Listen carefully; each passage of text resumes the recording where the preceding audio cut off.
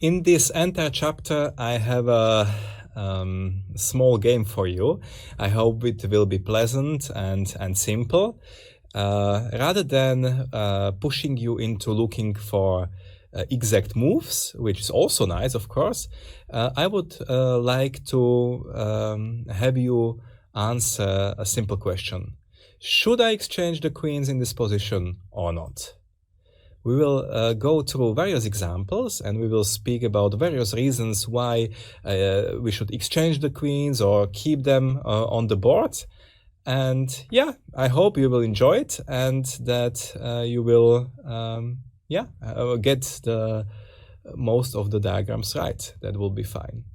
So let's have a look at the first diagram. It is from the game Aronian Dingliren, which was played at the World Cup in 2017. It's white to move. And the question is, as in this entire chapter, would you exchange the queens on d2 or not? Please pause the video and think for yourself for a second, or two, or a minute, or whatever, how much you want. And then we will continue.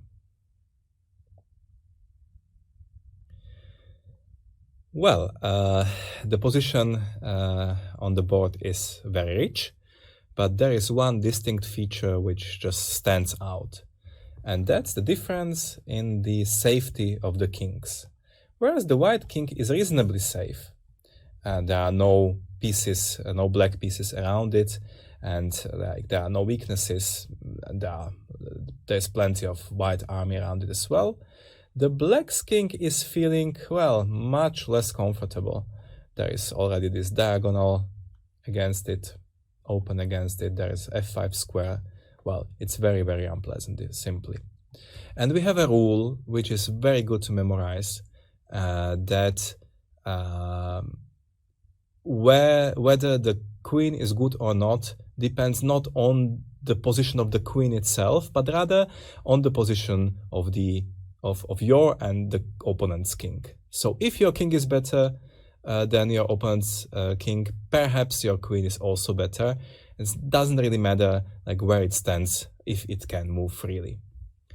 Why? Because when your opponent's king is weaker, you will get the chance to attack, and having an attacking queen is much better than having a defensive queen, of course.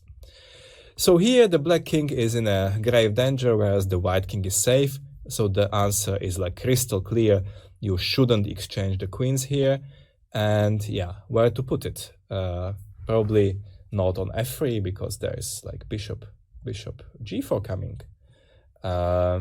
But it's absolutely okay to have it on b3. I know that it seems to be passive compared to the black queen, but remember the rule. It's more important where your king is rather than where your queen is.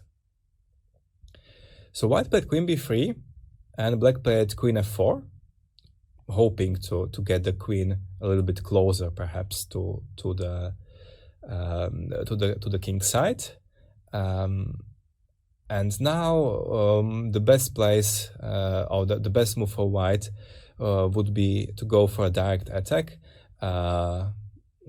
Aronian played rook d1, which is a little bit imprecise, but the best move would simply be knight f5 check, and after king h8, which is very normal, white can make some tempi against this queen, so playing g3, queen g4, and now again it's time to ponder how to use our queen. We said that on b3 it's not very active or attractive or so, but in fact the queen can be extremely effective already from this quite modest place. How do we do that? Well, first of all, we should scan for weaknesses. That's the technique you already know, and you would find very quickly that actually a5 bishop is very weak and f5 rook is very weak and f6 knight is also very weak. So now we can again look for some kind of intersection where these two weaknesses. I'm never able to put the diagonal right, but okay, I have it now. where these two weaknesses actually intersect. So we might guess quite quickly that queen a3 is a good try at least. And actually it works tactically as well. After queen a3, the a5 bishop is hanging. And of course, after takes, knight g6 is decisive. Takes,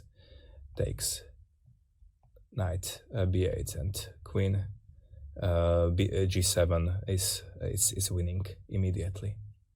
So please remember from this first example that it's more important how does it look with the kings rather than with the queens themselves. So if your king is better, usually you don't want to exchange the queens.